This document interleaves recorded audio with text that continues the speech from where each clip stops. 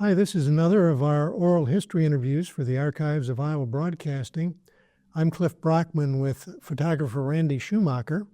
The date today is June 28th, and our guest today is Joel McCrae. Joel is a longtime broadcaster, and we're going to talk to him about some of his experiences. 45 years, Joel. That's excellent. First of all, let me start by saying that you recently won or were put in the Hall of Fame for the Iowa Broadcasters Association. Was that a surprise? It was absolutely a surprise. I had been a member of the Iowa Broadcasters Association for 15 years in two different terms, and I was used to putting people in the Iowa Broadcast Hall of Fame. I never imagined that I would be a member of the Hall of Fame, so it was indeed a huge honor. Yeah, well, congratulations to you. Let's, if we could, go way back to the beginning. What got you interested in broadcasting as a career? Well, I like to tell the story, and this one actually is true. I was a fifth grader growing up in Prairie City, and I used to listen to KWLO Radio. And my friends would all make fun of me for listening to news talk radio, but that was always my passion. And I would listen to Ed Hickman, the morning news guy on KWLO Radio, and I was waiting for those famous words that Ev would utter in the winter time in Iowa. No school today at Prairie City. And I figured anybody who had the power to close school, that was a job for me. So that was my love, was listening, taking that old transistor radio, listening to distant radio stations across the country, listening to WLW in Cincinnati, listening to San Antonio, Texas, that you could listen to on the night wave, the sky wave, and listening to radio. And that was what I wanted to do. And I knew from that time that was the business I wanted to be in. So then you went from there. Did you go to Waterloo from there? You were in my very first job at age 16, I was working for KCOB, KLVN in Newton. And so it was a 15-minute drive from Prairie City to Newton. And so I would show up after school, and it would be getting the studios ready for the broadcast team for the next day. It would be babysitting the FM automation system that we had on KLVN, and changing tapes and recording weather forecasts and doing newscasts at the top of the hour and putting it into the computer system. And that was relatively new at that time in 1978, was using all of this new technology. And I remember the Drake Chenault music tapes. There were 4 of them that were on the computer system, and, I'd have to get to them and make sure that there was music on that reel-to-reel, so that once the computer played the different tapes, that it wouldn't run out. That sounds very much like my first job, all the things that I did, including those large tapes. Well, where did you go then? Is that when you went to Waterloo? So that's when I went to Waterloo. I went to the University of Northern Iowa, and once I got on campus, I was helping out at the campus radio station as a student, and then I ran into a couple of colleagues, students that had part-time jobs at KWLO and KFMW. They were on the on-air side, and they said, hey, would you like to apply for a position? And so I did. I applied in the newsroom. John Remy was the news director at the time. And what was fascinating about working at KWLO, it was just after the transition from KWWL television, and where they split off the radio properties. And we had a large news team. We had 8 people that were on the radio news team that John Remy ran as news director, and Eldon Ebert was the morning news anchor. And so we treated that newsroom just like a television newsroom, where we went out and we listened to scanners and go out and cover stories, and we would attend city council meetings, board of supervisors. One of my beats was the Blackhawk County Board of Health, and so I would cover that. So that's where I really got to be a journalist and write stories. And the other part that was interesting for me was the first couple of years at Northern Iowa, I was living in the dorms. My home was Prairie City, 2 hours away. And so on the weekends, I anchored the morning news on Saturday on KWLO, and I also did the Sunday morning news. And so I didn't have a place to stay, so I would take my cot with me, put it in the car, and then I'd set up my cot in the old FM automation booth, and that's where I would spend Saturday night. I'd just sleep at the radio station and get up the next morning at 4 o'clock to start preparing for news, and the first newscast was at 5 a.m. I did that for 2 summers. That's crazy. Yeah. Yeah. Too bad. I was going to say in the wintertime that would have worked out well. In the summer, maybe it didn't matter. But yeah, and I've known people who have stayed in the station overnight in the winter. You probably have. I have, and even at WHO, our newsroom, several members would. I had a couch in my office, and I'd leave open if we had severe weather, and said somebody wants to crash on my couch, they can do that. But it was, that's the commitment to deliver news. And it wasn't, nobody wanted you to feel sorry for them. That is just what they did.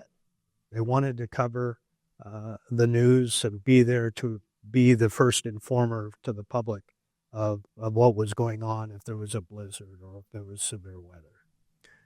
Just an aside, I grew up in Cedar Falls, and I listened to Eldon Ebert at that time, so that's a name I had forgotten about.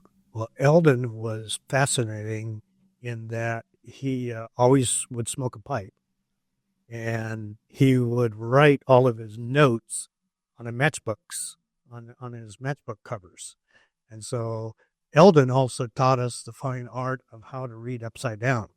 So Eldon would go sit in Mayor Leo Roof's office, and he could peruse Leo's desk and see papers that are upside down. Mm-hmm. We always wondered, how did Eldon get the story before anybody else? Well, Eldon could read upside down.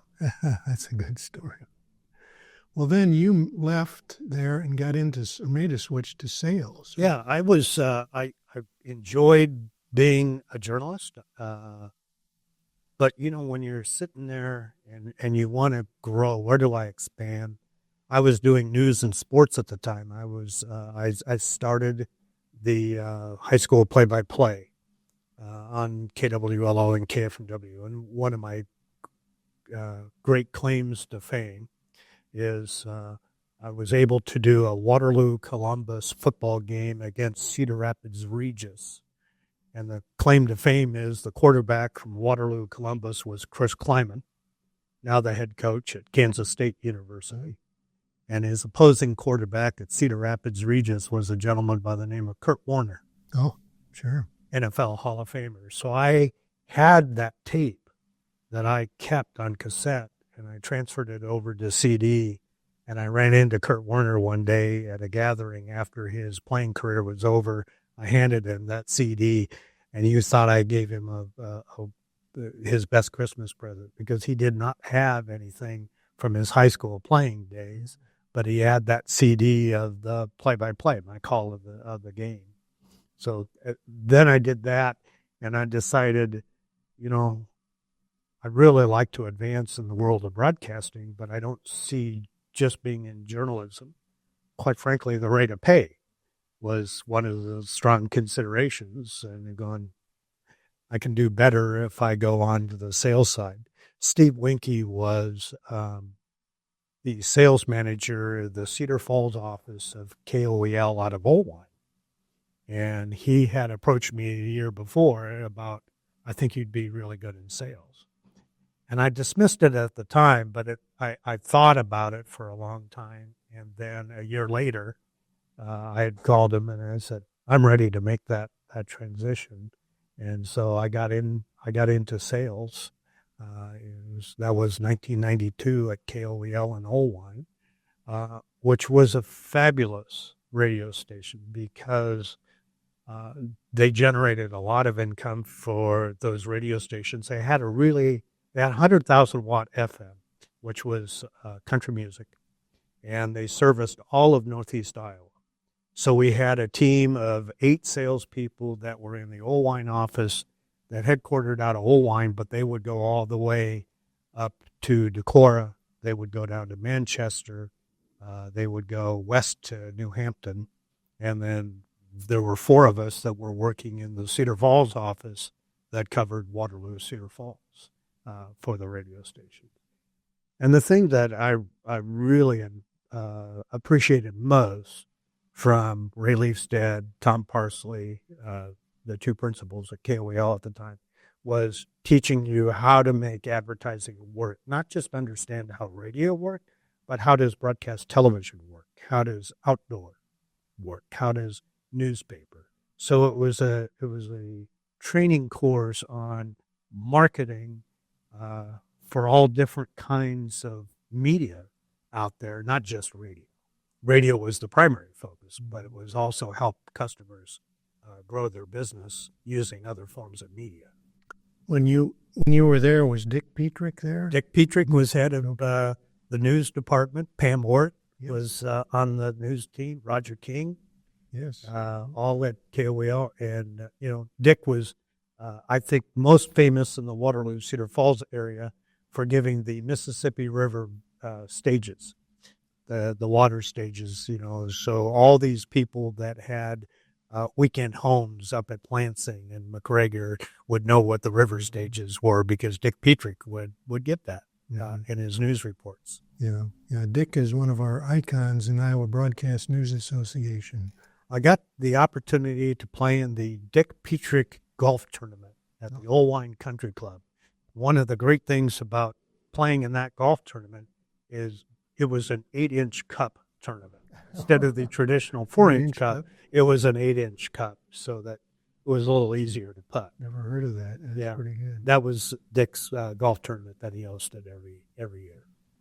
Well, then you left KOEL. You were there for a number of years and went to WHO. Yeah, I had one of the things I did at KOEL was I worked with Bob Boulsby, the athletic director at UNI at the time, and we developed the Northern Iowa Panthers Sports Network. And so I was responsible for getting 8 radio stations across the state of Iowa to carry Northern Iowa football and men's basketball on the network. And that apparently caught the attention of WHO. And they said, hey, if you can do this with Northern Iowa, how about doing this with the Iowa Hawkeyes? And it being from the Des Moines area, and WHO was really my dream job was to work at WHO Radio. Now, that was going to be in news. It wasn't necessarily in sales, but the opportunity to come back home and to work at WHO. So that was 1998 when I started. Actually, it was 1992, and then 1998 is when I made my first move into management. Oh, okay. Just to backtrack a little bit, you had told me that when you were in high school, you taped WHO's, what was it, 100th anniversary? The 50th anniversary. Yeah, it was funny because my dad had this fabulous 8-track tape, and it could record it. And so I took 2 8-track tapes, and I recorded the entire 50th anniversary on an 8-track tape, and still have that, and I still have the 8-track tape player. So you can listen to work. It works. That's pretty good. Yeah. Well, let's jump back to WHO then. You held several positions there, kind of worked your way up, I think. Yeah, I started as an account executive and sales, and working with a lot of different advertisers. In 1998, the opportunity to take the position as sales manager, which was interesting because that was at the transition from Palmer Communications owning the radio station. They sold the television station to the New York Times, but the New York Times did not own radio properties. And so a company by the name of J-Corps came in and purchased the radio properties. So I was there as sales manager during the transition from privately held Palmer Communications into J-Core. J-Core then evolved into Clear Channel, and then Clear Channel evolved into iHeart. Yeah, right. Did you like that? I loved it. I had a team of 12 account executives that I was able to lead. At that time, we had a sales manager on the FM side, which was K-Life, KLYF, Yes. and then WHO, and I was doing the WHO side. And then once that transition occurred to J-Core, it became one. And so I oversaw both WHO and KLYF. And during that time, we started acquiring different radio properties. We acquired 106.3 from Steve Van Ort. He and his wife had owned that radio station, so we purchased that. We purchased the 2 AM and FM from Betty Bodler in Ames, KSI and KCCQ at the time. And then we purchased another FM station, 107.5, which was called The Dot in Des Moines, and we purchased that. That's now KISS FM as a part of that. So it was a rapidly growing and expanding time. J-Core was also purchasing stations. We had purchased WMT AM and FM under Palmer, and then we acquired the Iowa City radio stations, and then eventually acquired Sioux City, Mason City, Fort Dodge, and then also Davenport, the Quad Cities radio stations from Sconix. Well, and now you're working with Strategic America in Des Moines. So tell us about that. You're out of radio. Well, I'm always one of these guys. I like to learn. I like to try new, different things.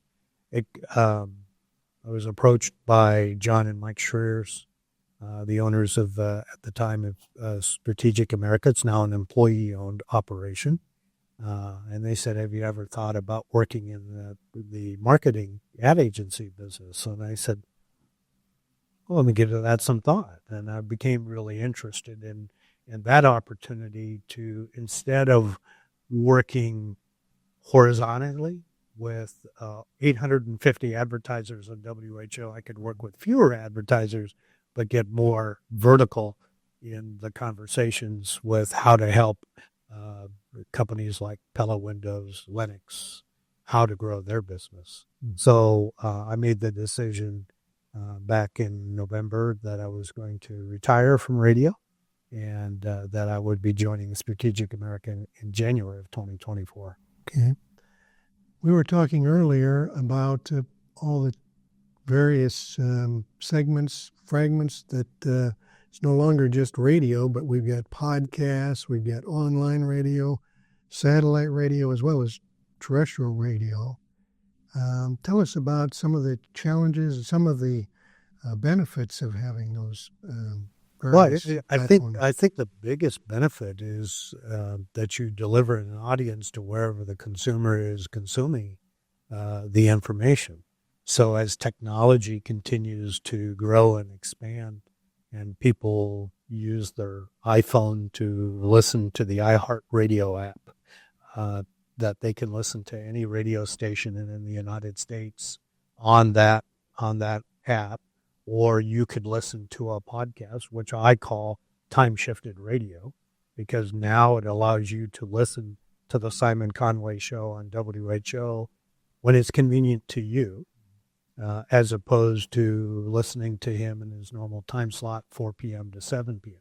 So that has allowed, I think, the opportunity for people to consume more product. It also, when you look at it from the station side, it puts the onus back on the station to attract good talent, people that can hold an audience. One of the things that I enjoyed doing was building the local sports team at KXNO radio. We had a live morning show. We had a live show during the mid-mornings. We had a live, 2 live mid-morning shows, and then a live afternoon show. Syndicated radio is important. The Dan Patrick Show is probably the most successful today syndicated national show. So we were able to kind of build the local shows in around that. And our focus was primarily Iowa, Iowa State, Drake, and Northern Iowa for football and men's basketball and now women's basketball with the success of the University of Iowa and Iowa State's women's basketball program. Radio has been able to maintain itself, whereas viewership in television has declined. I read the State of the News Media and some of those other reports every year. It has declined considerably. Newspapers are dying, close to death, in fact. But radio still has maintained itself. Why do you think that is? Well, I think it's that ability to serve your local community and to be live and local and to deliver news and information that people can consume about their local community. What the challenge is, you have the growth of national media and the cable networks and all that, but they don't have that ability to tell you what's going on in Des Moines, Iowa, whereas that's our bread and butter. When you look at, and I get asked this question a lot about, what about the large corporate-owned radio stations like iHeart and Cumulus and Town Square Media? Is there a place for the local broadcasters? And I think that there's a huge opportunity for the local broadcaster. First of all, you have to develop programming that your community wants. And second is you have to have a business model that will support it financially. And that's helping customers get results. And I can give you example after example of small town Iowa mom and pop owned radio stations that have done a remarkable job at retaining the audience and being service to their community. That's the important part. As long as we're able to service our community and to give them information they can't get elsewhere, they're going to continue to consume radio.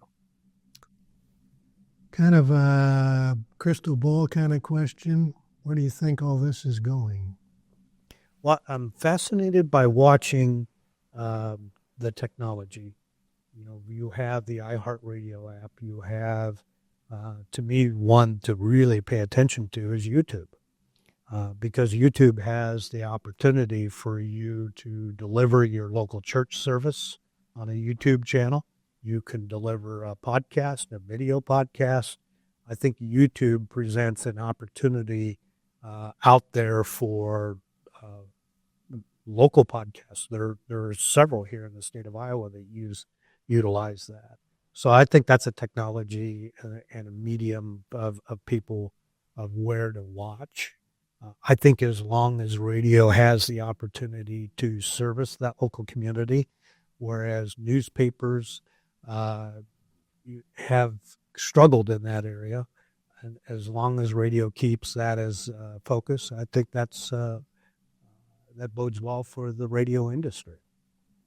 Is there anything we've missed here, Joel, that you'd like to mention? Well, one of the things in my time on the Iowa Broadcasters Association, one of the things that I really enjoyed doing was working with the Government Relations Office at the NAB, National Association of Broadcasters, and also I was working quite a bit with the iHeartMedia Government Relations team. We had a unique opportunity in Iowa because Senator Chuck Grassley served as chairman of the Judiciary Committee. And in Judiciary, that is where royalties, music royalties, dealing with the consent decrees with ASCAP BMI, which are the areas that we pay for music licensing. Radio has never paid the performer directly. They have paid the backline artists. They've paid the writers. And so being able to work with Congress to come up with something that would help radio station owners pay for music licensing, also reward the people that produce the music, that was fun to be able to work on that kind of legislation. Helped Senator Grassley with the Iowa Broadcasters Association and the NAB's help on the Music Modernization Act that came out several years ago to help the music industry and the broadcast industry kind of find a common ground to make it work. And so that was a lot of fun to do that. One thing I meant to ask you about earlier that we had been talking about is the Iowa Public Information Board, and you're a member of that, still on that. Why don't you tell us a little about what they do, and then I've got a question for you about what big cases you may have had. Yeah, so the Iowa Public Information Board worked on this back in 2010, 2012 with the Iowa Newspaper Association, the Iowa Broadcasters Association. The whole idea was the Iowa Public Information Board deals with Iowa Code Section 21 and 22, which is records and open meetings. And so we found a need. We believed that there was a need at the Broadcasters Association to help communities, to help the public, and help the media get access to public information. That, having records that are available to the public because it's taxpayer funded, and the best government is open government. And so this was designed to prevent expensive lawsuits, which was really the only way of really settling disputes was through the court system.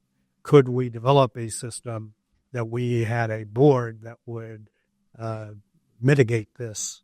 And so I've been on the Iowa Public Information Board for the last 2 years, and we average about 14, 15 different cases where there is a dispute that we need to help resolve. So we've been able to resolve a lot of these cases without them having to go through the court system. Is there one big one that you remember since you've been on the board? The ones that really come to mind to me are the ones that are questioning police cameras. So a lot of police officers will wear cameras on their vest, and so there's always this. The media wants access to those cameras, so it's a balancing act between the investigative part of law enforcement and the public's right to know. And so we have ruled on both sides in those cases, depending on if it's an investigatory principle or if it is some public's right to know. And we've gone both ways in those court cases. And we've even had some of them, even after the Public Information Board rules, that it still goes to a court case, that they didn't agree with the ruling of the board, and they still take it to district court to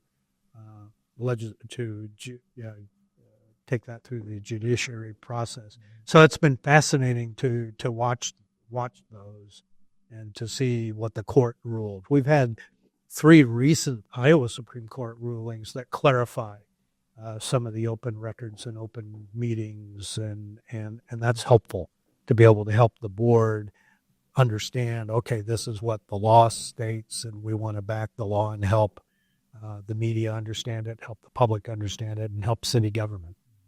One of the things, Joel, that I wanted to ask you about was the WHO tapes, the radio tapes, that ended up being at the Archives of Iowa Broadcasting. How did that come about?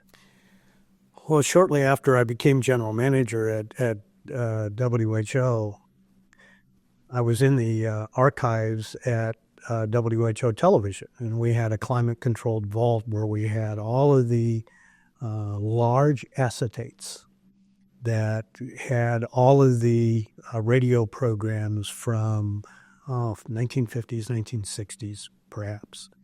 And I was noticing how brittle they were becoming. Even though that they were in a climate-controlled vault, I was very concerned about all of that being lost. And at that time, I knew Grant Price from my days in Waterloo, and I knew that he was working at Wartburg with the archives. And I thought, well, wouldn't this be a nice thing for us to take all of that information from WHO's history and give that to the archives for the preservation of all of that information forever. So because I just did not want to see it go to be lost. And also in the radio business, maybe somebody wouldn't have the same feeling about that history that I did. And I felt the history was very important to preserve. And so I made the phone call, and I remember 2 van loads of information going up to Wartburg and putting it into the archives. And there were recordings from Jack Shalley and Herb Plambeck and lots of other famous people at WHO. Yeah, and the pieces that I wish we had, we didn't have any recorded record of President Reagan because he was in the 30s, and we didn't have that audio. But he had come back to WHO twice, once as governor and once as president, and regaled us with stories. And so those stories that he gave to us on those 2 different occasions are available at the archives. And I might just add that people can go to the archives website, and those many of those tapes have been digitized now and can just listen to them. In fact, I was just listening to them yesterday. Well, and I knew that the WHO newsroom, when it would like to, WHO just celebrated its 100th anniversary. So WHO was able to go out and pull some of that archival audio from the archives and play it on the radio back in April. Very good. One last question for you, Joel. How would you like to be remembered? What would you like your legacy to be? That's the hardest question to answer because I'm not sure that I'm done. Well, that's good. Helping. The second part is I don't view myself that way. I look, when I joined the Iowa Broadcasters Association, the thing that I felt like I could bring to the table was the experience of working with a larger company like iHeartMedia in a larger city in the state of Iowa, in the capital city of Des Moines. But I also always had the heart of an Iowa local broadcaster, the small town broadcaster, and what is important in serving your local community, whether it be doing the high school football and basketball games to doing the obituaries on the radio station that were important to small town Iowa. That was sense of community. Bob Quinn, longtime news director and farm broadcaster at WHO, always said to us that WHO was the largest private-held public utility, and it was serving the public interest, convenience, and necessity. And that would be the part that I would want to be known for, was helping serve Iowa through the Iowa Broadcasters Association and the Iowa radio stations of which I worked. Well, very good. We'll end it there, Joel. Well, thank you so much for your time, and appreciate that very much. You've had quite a career. Thank you very much, Cliff. We've been visiting with Joel McCrae, a longtime Iowa broadcaster, for the Oral History Project for the Archives of Iowa Broadcasting. I'm Cliff Brockman, along with Randy Schumacher, and thank you for watching.